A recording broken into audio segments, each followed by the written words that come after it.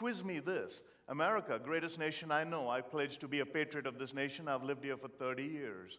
It's the only country in the world where I can't figure out, where they make rules that make no sense. You go to a bank, the drive-through ATM has its keypad in Braille.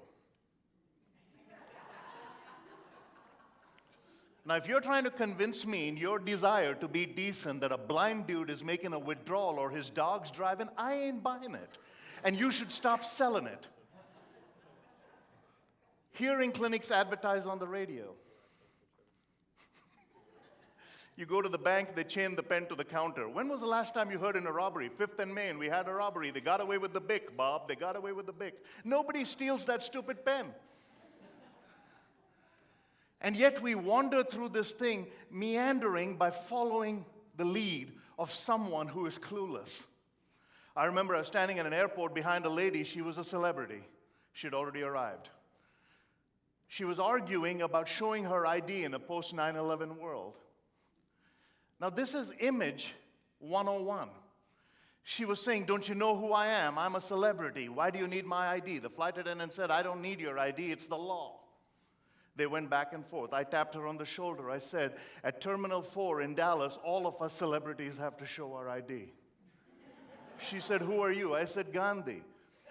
So, see, if someone has to tell you who you are, you ain't. Get off that high horse. Life is tough, but if you're tough on yourself, life will become infinitely easier on you. When I asked Zig Ziglar, the legend, the motivator, my hero, my spiritual father, and a man who taught me everything I probably know, when I asked him, I said, sir, what is the one thing I have to do to be able to do what you do? He says, challenge assumptions. He says, your accent is tricky. There are certain words you say that I cannot understand. Are you willing to go back and open a dictionary and find the buddies that would easily roll off your tongue?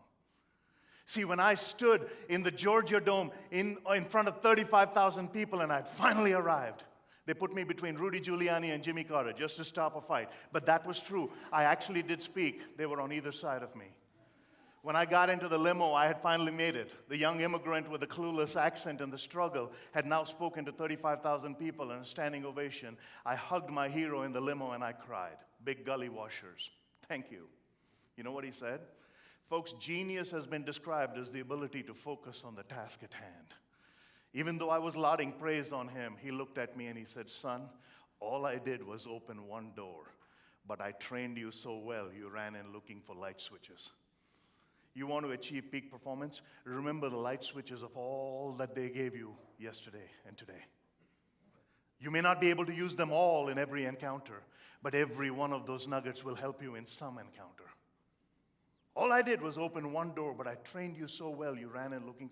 So what is this law of this peak performance? It's an elusive plateau that encompasses both the visible and the invisible, both the external and the internal. It is the art of exhibiting that golden rule by learning why and not just how. See, when you know why, anyhow will do. What is the number one goal in America on January 1? Oh, weight loss. Husband says you got to lose it. Wife says you got to lose it. Doctor says you got to lose it. Finally, the poor sap says, I'll do it. For 13 days, he'll steam everything. Broccoli, dashboard, cardboard, headboard. He'll eat every god-awful thing. Day number 14, some dirty dog will roll the pastry cart by. With considerable disdain that comes from lack of discipline, this schmuck will eat one lousy donut. While the powdered sugar is still fresh on his upper lip, someone else will come by and say, hey, 2 for 1, chicken fried steak, you want to go? He says, I've already blown it today. I'll start back up tomorrow. Que sera, sera, another year goes by.